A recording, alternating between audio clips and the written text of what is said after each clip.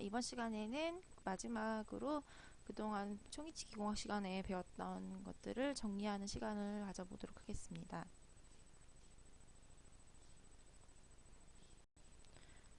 12주까지 배웠던 내용을 조금 소분류를 해서요. 첫 번째 주부터 3주간은 컴플리트 덴처의 계상 및 첨상과 수리에 관해서 수업을 나갔기 때문에 먼저 좀 파트를 나눠 보았고요. 의치상이 가해지는 응력으로 인해서 특히 상악 같은 경우는 이렇게 정중선을 중심으로 응력이 가해져서 의치상에 파절이 일어나는 경우가 있습니다. 그래서 기공 과정의 결함도 있을 수 있고요. 또는 떨어뜨렸을 경우도 있고요. 재질이 오래돼서 이제 피로로 인해서 파절될 수도 있고요. 치조제는 퇴출기 와서 공간이 비어 있는데 의치는 무생물이다 보니까 그 사이에 공간이 어느 정도 뜨게 되면 저작압이 발생할 경우 이 발생한 데는 저작압이 전부 다 저작압이 다 구계면 쪽으로 이렇게 가해지다 보니까 이런 것도 재질의 피로에 의한 거라고 할 수 있습니다. 그래서 조각이 두 조각까지는 단순 파절로 보고요. 세 조각 이상으로 분해가 됐을 때는 복합 또는 복잡의 파절이라고 해서 수리 과정이 조금 더 정교함을 요하게 됩니다. 수리 과정이 대략적으로 나와 있는데요. 파절된 위치를 원래의 형태대로 정확하게 다시 재조립 후에 스티키 웩스나 이런 부목을 이용해서 완전히 고정을 하고요. 여기에 내면에 인상을 떠서 정확한 모형을 다시 취득하고요. 모형에 얹은 후에 얹을 때 도브테일이나 이런 유지부를 형성해서 레진을 다시 주입했을 때 완전히 결합이 될 수 있도록 형성 후에 레진을 전입하면 되겠습니다. 그리고 의치가 파절된 것 외에도 인공치가 빠지거나 닳았을 경우 인공치만 수리하는 거라고 보시면 됩니다. 이것도 역시 원인이 여러 가지가 있는데 기공 과정에서의 왁스 제거가 불충분한다든지 전입 압력이 너무 센 경우 또 치조제에 너무 인공치가 큰 것들이 배열이 됐을 경우 등등 여러 가지 원인이 있을 수 있고요. 이 역시 수리 과정은 인공치가 파절된 부분을 완벽하게 제거를 한 후에 레진 전입은 신미성을 요구하는 순측에서 하지 않고 설측으로 하기 때문에 조금의 공간은 설측에다가 부여를 하고요. 마찬가지로 아까 도브테일 컷을 형성한 것처럼 인공치에도 피노를 형성해서 기계적인 결합을 유도하게 됩니다. 이렇게 해서 세 번째 사진에 약간 공간이 부여된 거 보이시죠? 이쪽으로 레진을 전입하게 되는 것입니다. 순측은 하지 않습니다.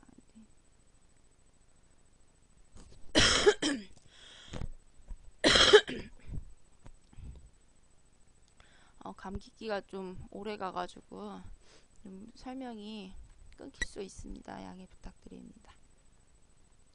인공치 전입 후에 마찬가지로 연마 과정을 거쳐서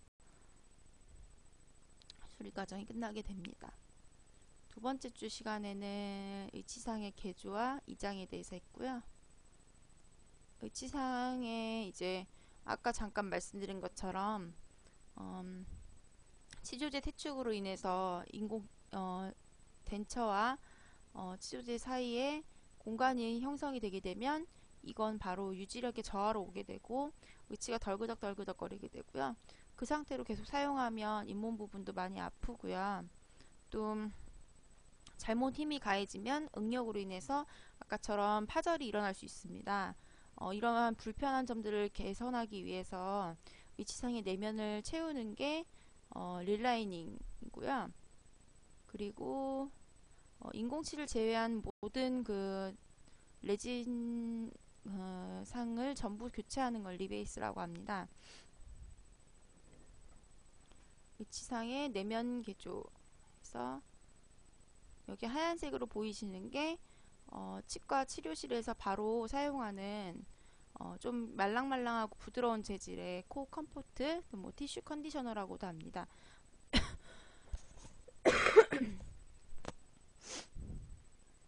치조골이 이제 시간이 지나면서 골 흡수가 일어나면 위치가 헐거워져서 유지와 안정성이 떨어지고 교합 관계도 변하게 되고 수직 고경이 점점 낮아지게 되고요.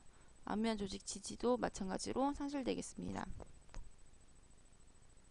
개조는 장착 후에 시간이 좀 지난 직시치인 경우와 치조 사이와 위치상 사이가 불량으로 적합이 잘 되지 않은 경우도 마찬가지고요.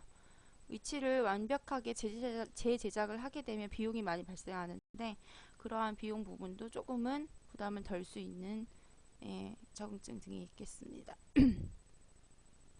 개상은 리베이싱이라고 해서 위치상을 완전히 교환을 하는데 교합이 관계가 좋고 오래 사용해서 변색이 오거나 뭐 너무 오래 사용하면 아무리 씻어도 그 특유의 냄새가 없어지지 않을 수도 있잖아요. 이러한 불편한 점들을 의치상의 인공치 부분의 교합은 좋기 때문에 그 교합 관계는 그대로 체득을 하고 그 외에 레진만 교체를 해주게 됩니다. 의치상 재료 전부를 교환해 주는 것이고요. 변색이나 색조 이런 것들, 기포가 심한 의치상도 그렇고요. 4주차와 5주차에는 금속상과 파이버 메쉬에 대해서 배웠고요. 메탈 베이스가 이제 금속상인데 지금 보시면 상악과 하악이 있죠. 네, 이제 여러 가지 장단점들이 있었고 의치상에서 이제 금속상 같은 경우는 뭐 열 전도율도 좋고 좋은 점들 많지만 상악 같은 경우는 무게가 어느 정도 있기 때문에 의치의 탈락의 위험에 기여를 한다는 점이 가장 크게 대두되는 단점이었고요. 이 단점이 보완되고 단점을 개선하기 위해서 나온 것이 화이버 메쉬였습니다. 그래서 제작 과정도 너무 간단하고 바로 메쉬를 레진 전입 시 전에 이렇게 형성을 하면 되고요.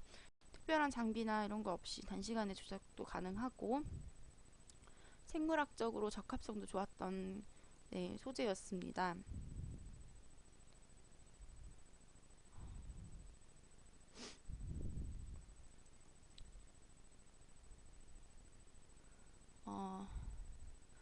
금속상과 화이버 메쉬를 배운 후에는 이제 선택 삭제라고 해서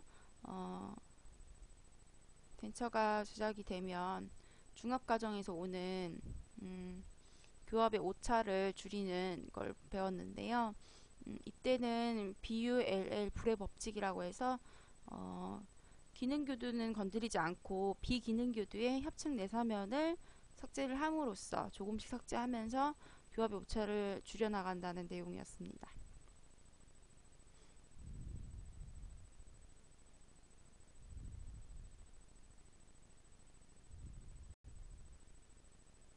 그리고 전치부는 나중에 하고 원래 구치부부터 시작을 하는데 전치부도 마찬가지로 앞니 사이가 닿지 않아야 하는데 혹 닿게 되면 어금니 쪽이 잘 교합이 되면 이제 하악의 순면, 상악의 설면이 있죠. 그래서 양을 소량씩 삭제하면서 제거를 해줘야 됩니다. 가급적이면 하악의 순면 말고 상악의 설면을 제거하는 것이 원칙입니다.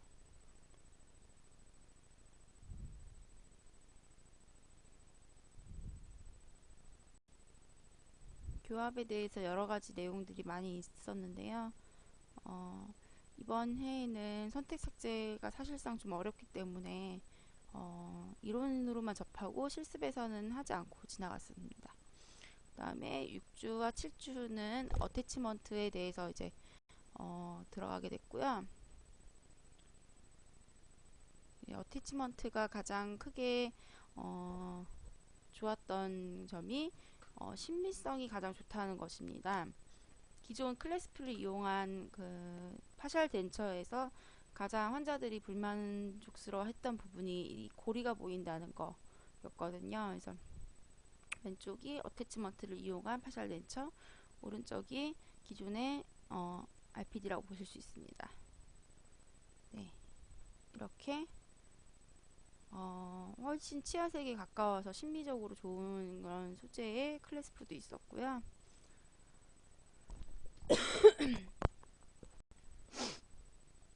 어태치먼트의 가장 큰 원리라고 할 수 있는 메일 부분과 피메일 부분의 결합을 간단하게 나타낸 그림이라고 보시면 됩니다.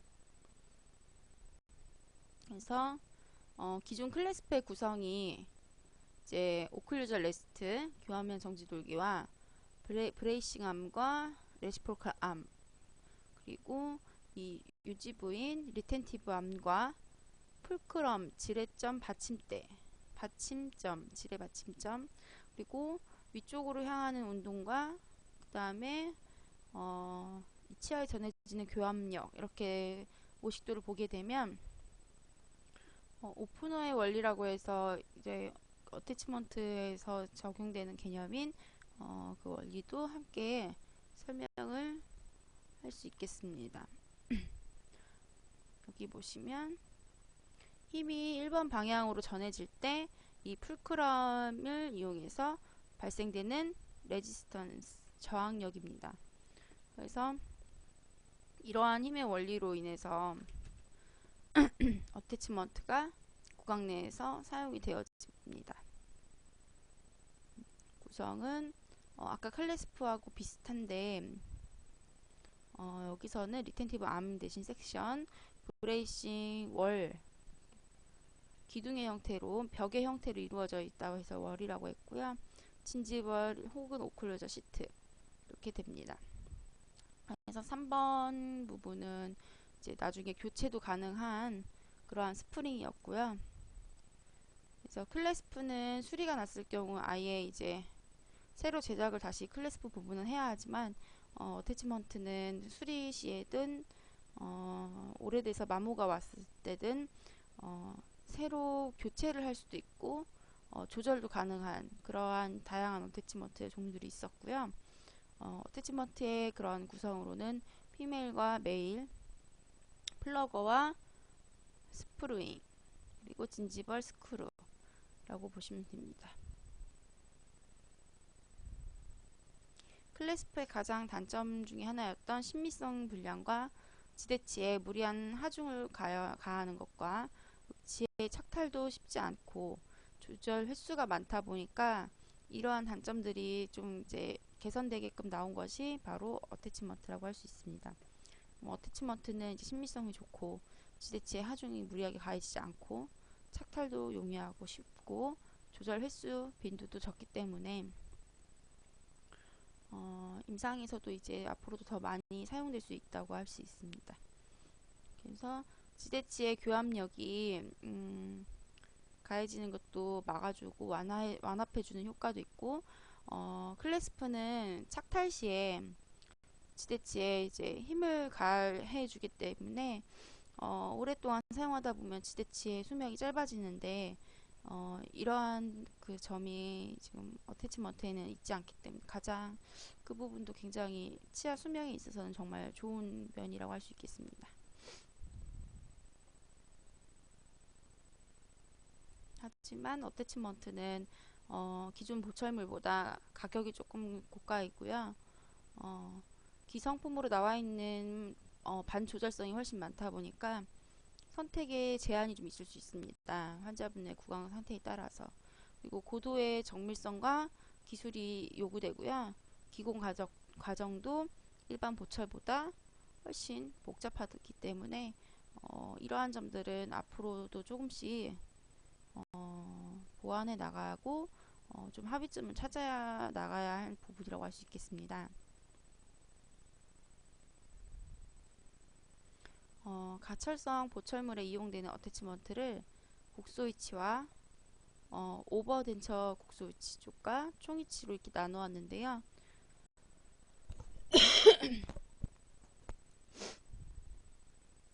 그래서 이제 조금 더 자세히 공부를 했었습니다.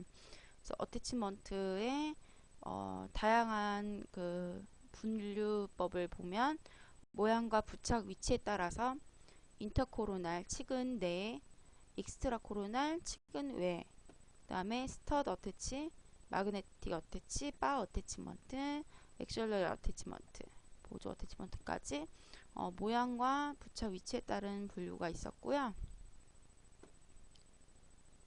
여기서 보시면 인트라코로날은 치관 내에 형성되는 어태치먼트라서 치아의 삭제가 필요하게 되고요. 하지만 지대치에 가해지는 그 교합압이 상대적으로 치근 내외보다는 덜하다는 것을 알 수 있습니다. 그림에도 나와 있고요. 여기 삭제되어 있는 이 기둥 보이시죠? 이쪽이 피메일 파트 부분이 치관 내에 형성이 된 것이고요. 메일 파트는 치관 외로 형성이 됩니다. 그림 보시면 이해는 쉽게 됩니다. 이거는 치근에서 유지를 얻는 어태치먼트고요. 아마도 스터드 어태치먼트인 것 같습니다. 혹은 마그네틱일 것 같기도 하고요. 이거는 치근 내 어태치먼트라고 하실 수 있습니다. 이거는 마그네틱 어태치먼트인데 이것도 사진으로 보시면 이해가 쉽게 됩니다. 마그네틱 어태치먼트는 자석과 이것에 붙는 자성제를 이용해서 인체에 해가 없는 자성제를 치근 내에 주입하고 자석 부분을 코팅이 물론 처리가 되어 있고요. 요크 처리가 되어 있는 자석 부분을 의치상 내면에 장착하게 되어서 이것이 붙는 원리로 구강 내에서 유지를 얻는 원리입니다. 바 어태치먼트는 치근이 조금 유지력이 떨어지는 치관끼리 묶어서 부목 역할을 할 수도 있고요. 또는 건강한 치아들도 한데 모아서 유지력을 좀 더 강하게 또 조금 더 교합압을 받을 수 있게끔 이렇게 연결을 하는 이 바가 있고요. 의치상 내면에 라이더가 결합이 돼서 라이더가 바에 안착되는 원리를 적용한 어태치먼트입니다.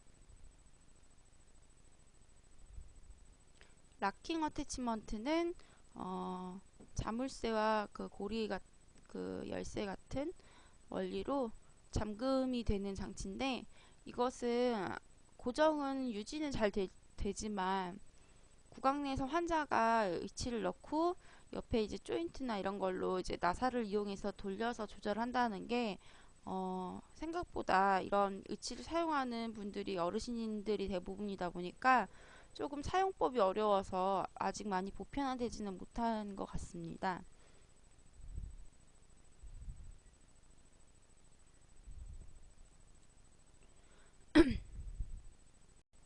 그래서 보조 어태치먼트는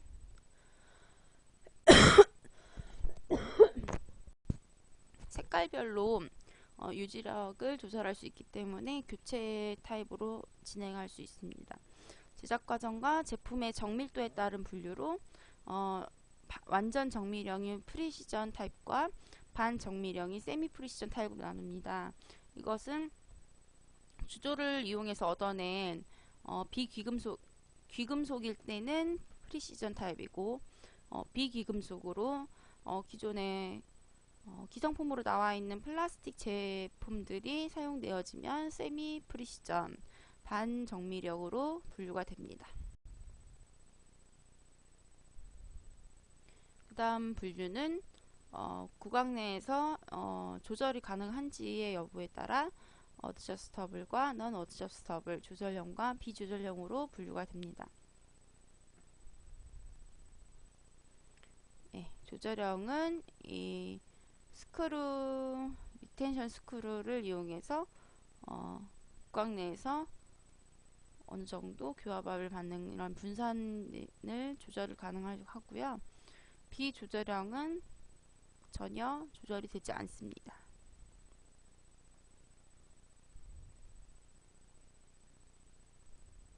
그 다음에 어태치먼트의 기능 운동을 허용하는 범위로 클래스 1A 리지드 타입, 클래스 1B 리지드 타입, 클래스 2 버티컬, 클래스 3 힌지, 클래스 4 버티컬과 힌지, 클래스 5 로테이셔널 플러스 버티컬, 클래스 6는 유니버셜. 그래서 기능 운동을 허용하는 범위를 따져서 클래스 분류를 했고요. 리지드는 허용이 되지 않는 것, 버티컬은 수직, 그 다음에 힌지는 개폐 운동 이고요. 버티컬과 수직과 개폐를 함께 하고 있는 게 클래스 4고, 회전과 수직을 허용하는 클래스 5, 모든 운동을 그 범위 내에서 허용하는 유니버셜까지 있겠습니다.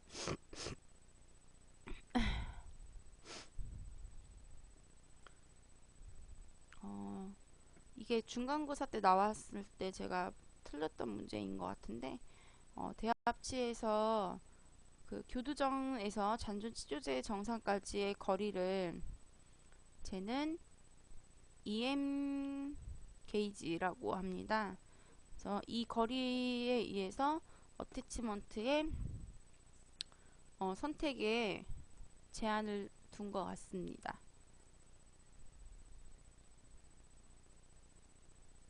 그래서 수직 악간거리가 어느 정도 확보되지 않으면 보철이 들어갈 수 없기 때문에 수직 고경도 굉장히 중요한 파트라고 할 수 있습니다.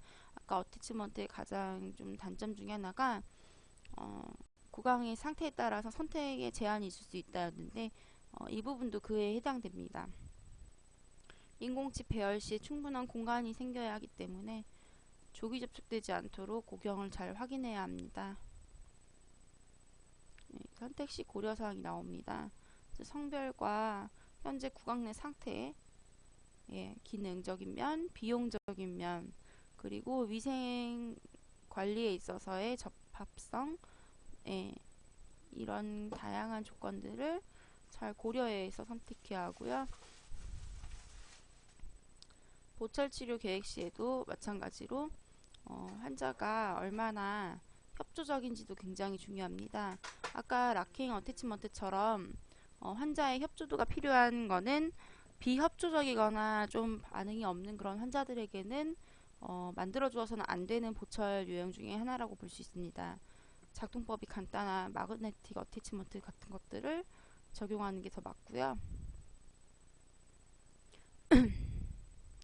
그 치료를 해야 할 치아의 개수도 정확하게 알아야 하고요. 구강 내 상태를 정확히 분석을 한 후에 보철 치료를 진행해야 합니다. 나도 줘.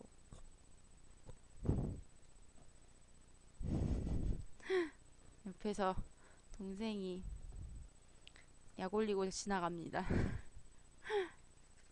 먹을 거를 혼자 냉장고에 넣으면서 약 올리고 지나갔어요, 교수님. 그 다음에 9주차부터는 PGH에 적용되는 어태치먼트를 공부했고요. 그 후에 이제 고정성 브릿지 사용하는 어태치먼트였습니다.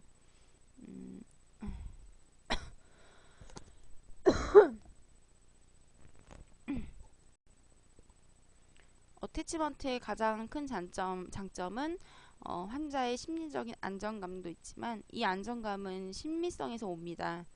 또 이제 심미적으로 워낙 우수하고, 잔존 치조골의 적은 흡수, 지지 능력도 우수하고, 식별도 우수하며, 유지 및 안정성이 증가되고, 심미성 우수와 임상 술식과 기공 과정도 우수하고, 당뇨병 환자들처럼 구강 내 상태가 많이 열악하신 분들한테도 사용이 가능합니다.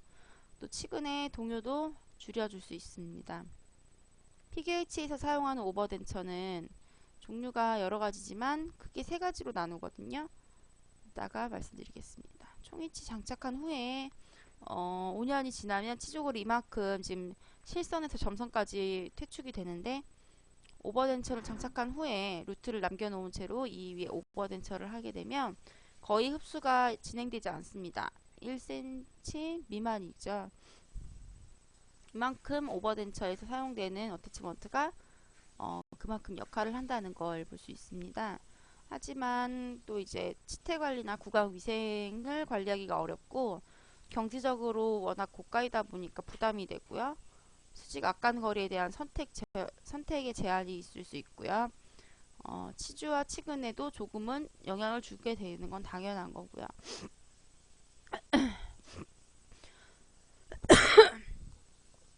지대치 형태에 따라서 베어 루트 페이스, 메탈 코핑으로 나누는데요.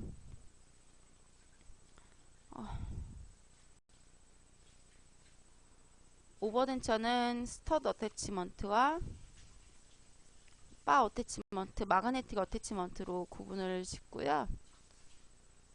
치료 순서는 다 공통적인 내용이고요.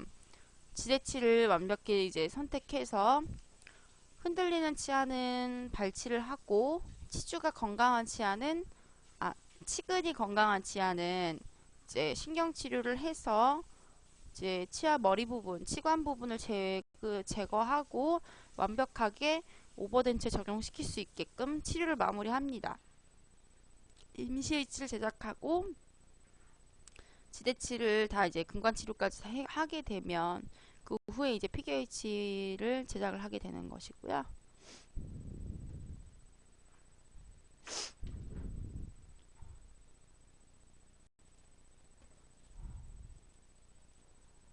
오버덴트 제작 시에는 지대치 선택도 중요하고요. 수직 악간거리와 악궁에 따라서 선택해야 하고 삽입로도 확인해야 합니다. 완화평과 비완화평 어떤 것을 사용해야 할지도 구강 내에서 치근의 상태와 또 치주의 상태도 함께 고려해서 결정해야 합니다. 치주가 좋지 않은 환자들에게 완화평을 사용하게 되면 그 저자갑이 가해져서 그 하중이 치주 부분에도 전달이 되기 때문에 잇몸 건강에 더 해로울 수 있기 때문에 그때는 비완합을 사용하는 것이 좋습니다.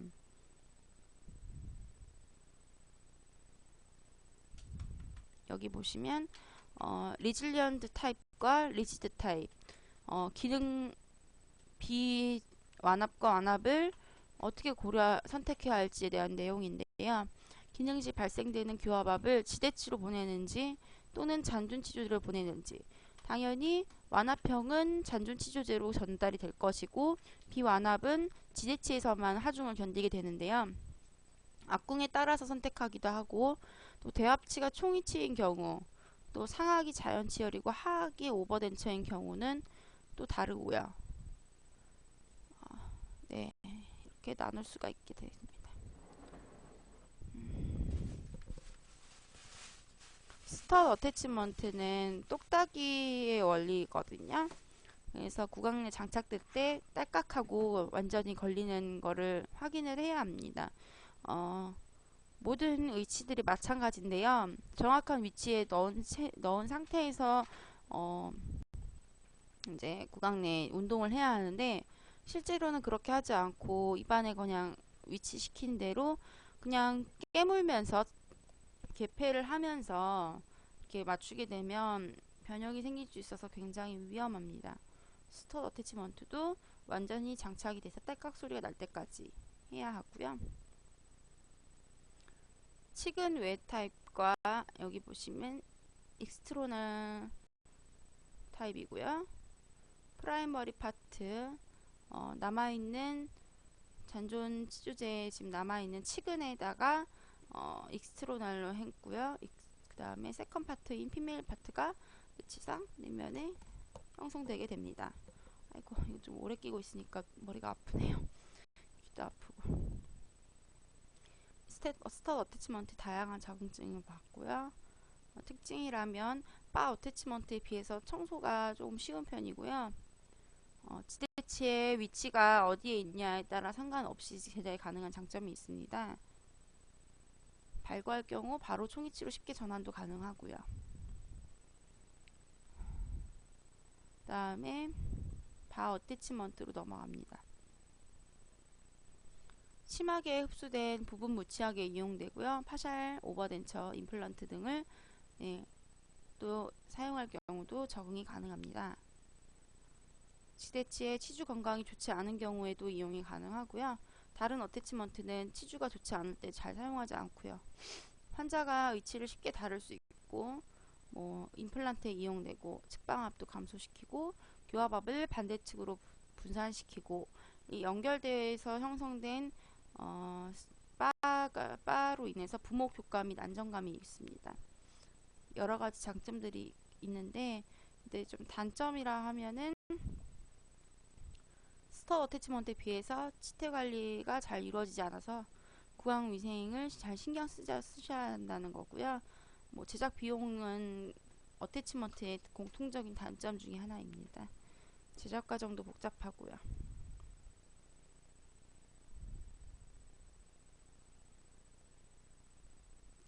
이거는 어태치먼트들이 좋은 점이 바로 이건데 클래스프는 측방압이 치관 상부에 위치되어서 이쪽으로 전달이 되기 때문에 치관에 무리를 주게 됩니다.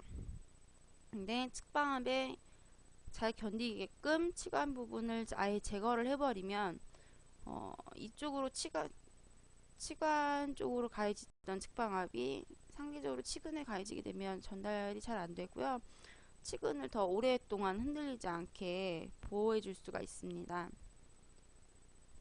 분목 효과도 당연히 바 어태치먼트에서는 있을 것이고요.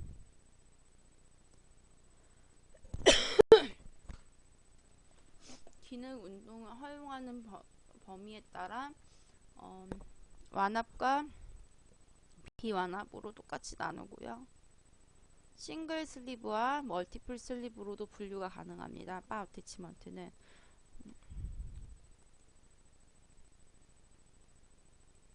이거는 안에 라이더 부분을 유지력이 떨어졌을 경우에 조절하는 것을 그림으로 나타낸 것이고요. 이 부분이 많이 벌어지면 라이더와 바의 결합이 떨어지게 되는데 이 부분을 조여줌으로써 유지력도 조절이 가능합니다.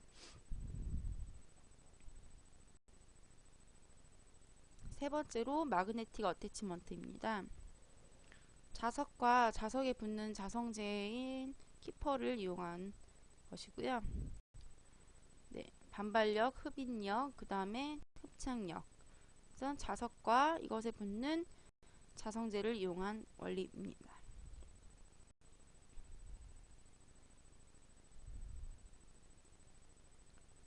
마그네틱 어셈블리가 치아가 아닌 위치상 내면에 들어가게 되고요. 치근에는 자성제인 키퍼가 장착이 됩니다. 자석을 내장한 이 구조체를 위치상에 하고 자석 구조체에 흡착하는 금속판인 키퍼를 치아에 매립해서 양쪽에 작용하는 흡인력을 이용해서 위치를 정확히 치근에 고정하는 원리입니다.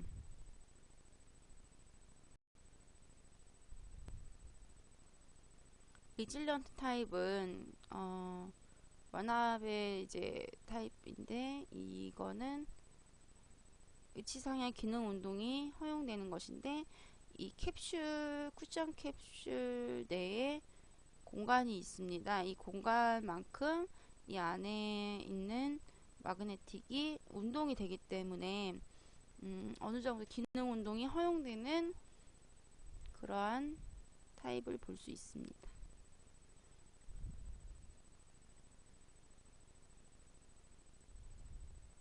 마그네틱 어셈블리와 키퍼로 구성되는 어태치먼트로 스테인리스 계통으로 키퍼 제작이 되고요.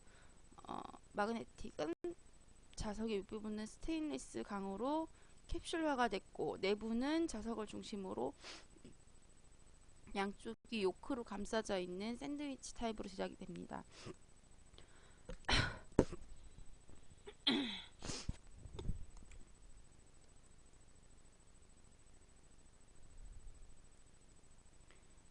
앞에서도 계속 반복됐던 내용이긴 한데요. 기계적 유지장치와 같이 이러한 것들이 사용돼도 유지력이 떨어지지 않는 등 다양한 장점들이 있습니다. 클래스프 사용 시와 비교해서요. 그래서 자력에 의한 거기 때문에 마모에 의해서 유지력이 떨어지지 않는 장점도 있고요. 영구적으로 또 사용이 가능하다는 장점도 있습니다. 자유롭게 착탈이 좀 쉬운 편이기 때문에 제작 시 설계도 쉽고 고령자와 또 팔이 좀 불편하신 분들도 적당히 사용하기 편하다는 장점이 있습니다. 기공 과정도 다른 어태치먼트에 비해서는 조금은 심플한 편이고요. 이것도 마찬가지로 측방력과 회전력에 대해서 배웠던 내용들입니다. 마그네틱을 이용해서 이게 마그네틱 간의 결합이 조금만 살짝만 이제 벗어나도 그러한 흡인력이 떨어지기 때문에 어떻게 보면 유지력에 약하게끔 적용될 수도 있습니다. 그렇기 때문에 좀 우려되지만 그 저항이 매우 적기 때문에 크게 영향을 주지 않는다고 하셨습니다. 임상에서 자성 어태치먼트가 좀 기피됐던 이유들이 있고 이것들이 보완돼서 1세대에서 2세대, 3세대까지 많이 발전돼서 이렇게 진행되어 왔고요.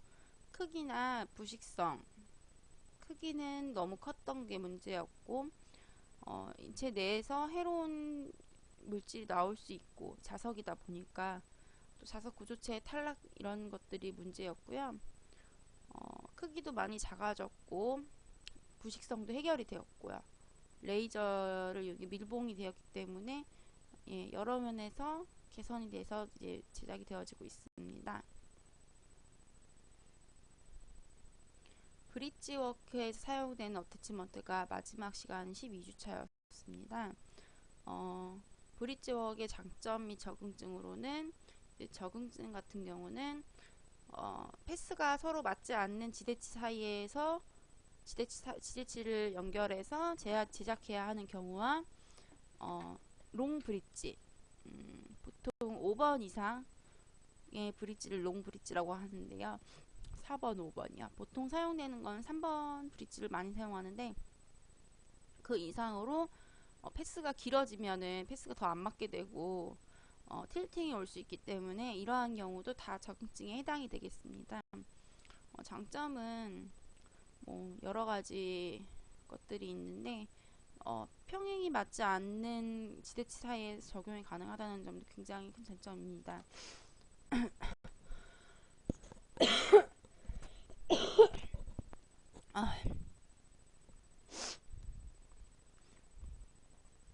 대부분의 브릿지에서 사용이 가능하지만 예외로 비적응증만 알아두셔도 괜찮습니다. 지대치의 동요도가 아주 심한 경우와 대합치가 없는 경우는 굳이 해줄 이유가 없는 경우가 많고요. 결손 치아가 구치부의 3개 이상의 경우는 수복하기가 좀 어렵다는 걸 알 수 있습니다. 난 패럴렐 어부트먼트입니다. 서로 남아있는 지대치 간의 패스가 전혀 맞지 않습니다. 한쪽에만 맞춰줄 경우는 브릿지 제작이 되지 않습니다. 롱스팬 브릿지 워크입니다. 지대치는 4개이지만 씌워야 하는 보철물의 개수가 하나, 둘, 셋, 넷, 다섯, 일곱, 아마도 14번 브릿지일 것 같습니다. 그러면 판익이 10개나 되기 때문에 총 치아 14개라면 주조 과정 시 원피스로 제작하게 될 경우에는 틸팅도 일어나고 적합도 떨어지게 됩니다.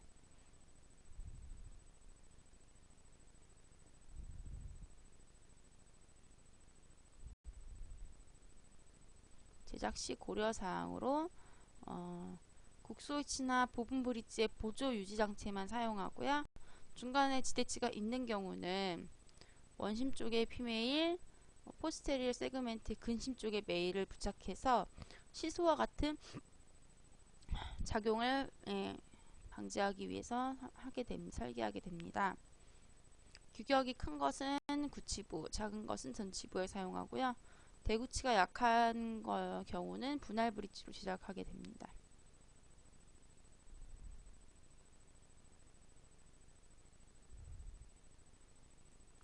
이 사진이 5개, 5번을 으로 보면은 이 중간에 있는 지대치가 시소의 중심점이라고 볼 수 있고요.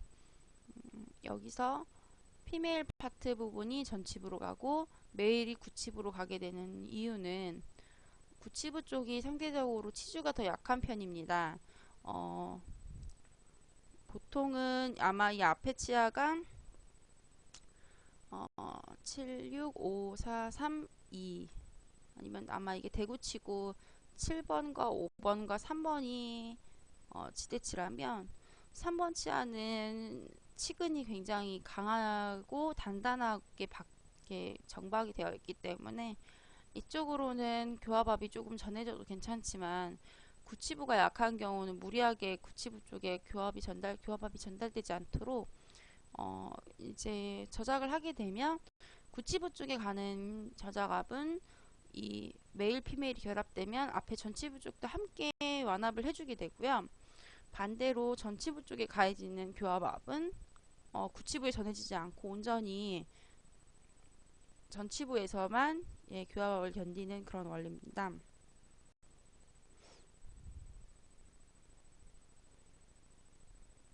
구강 내 장착된 메탈 코핑 보실 수 있고요.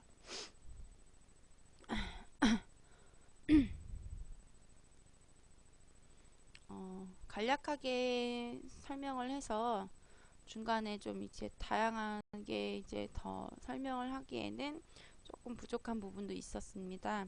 또 목도 지금 너무 안 좋아서 발표가 조금 미숙했습니다. 좀 아쉬운데 컨디션 빨리 회복해서 시험 기간 전에 다 나와서 회복하도록 하겠습니다. 그리고 그동안 한 학기 동안 총이치 기공학 시간에 물론 총이치도 공부를 했고 어태치먼트도 함께 어떻게 보면 어태치먼트를 더 오랫동안 배웠다 보니까 조금 더 3학년 때 배울 어태치먼트가 좀 더 어렵게 느껴지지 않고요. 좀 복학하고 정신없이 좀 달려왔던 한 학기라 좀 뭔가 정리할 시간이 필요하지 않을까 했는데 굉장히 정리하기에는 너무 좋은 시간들이었고요. 이제 시험도 얼마 남기지 않았고 딱 정말 한 달 뒤면은 이번 14년도도 이제 끝나게 되잖아요. 내년에 이제 2015년이면 제 나이도 어느덧 30이고 좀 여러 가지로 생각이 좀 많아지게 됩니다. 그래도 우선 수업에 있어서는 좀 힘들긴 힘들었지만 따로 공부할 시간을 가지지 않아도 교수님이 올려주신 선행학습 영상 이용해서 공부하고 이렇게 작업을 해서 내가 주도하는 학습으로 공부한다는 게 물론 할 땐 너무 힘들어요. 그래서 하기 싫고 좀 미루게 되는 면도 있는데 하고 난 후에 지금 돌아봐서 생각해 보니까 다른 과목에 비해서 따로 시간을 많이 투자하지 않아도 머릿속에 훨씬 많이 남는다는 거를 더 알게 됐습니다. 그래서 하면 힘들지만 하고 난 후에는 굉장히 뭔가 보람되고 그러다는 거를 이번에 많이 느꼈습니다. 그동안 한 학기 동안 교수님 수고 많이 하셨고요. 다쳤던 팔도 이제 부목도 빼고 조금은 가벼워지셨으나 아직 조심하셔야 할 거잖아요. 조금 더 건강관리 조심하시고요. 저처럼 감기 걸리시면 안 되시고요. 여기까지 발표를 마치겠습니다. 이제 이 발표도 내년 3월, 4월, 3월까지는 없겠네요. 되게 허전할 것 같습니다. 네, 이상 발표 마치겠습니다. 감사합니다.